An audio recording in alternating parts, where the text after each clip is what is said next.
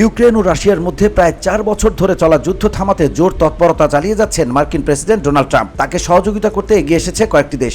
এ তালিকায় নাম লিখিয়েছে তুরস্ক।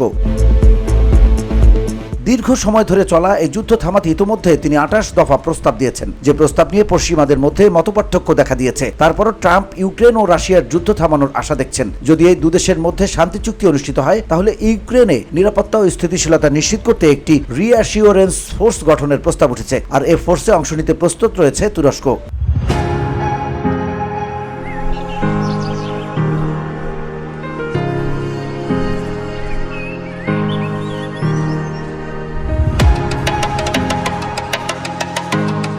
তুরস্কের প্রতিরক্ষা মন্ত্রণালয় জানিয়েছে, দেশটির সশস্ত্র বাহিনী এই অঞ্চলে নিরাপত্তা ও স্থিতিশীলতা নিশ্চিত করতে যে কোনো উদ্যোগে অবদান রাখতে প্রস্তুত।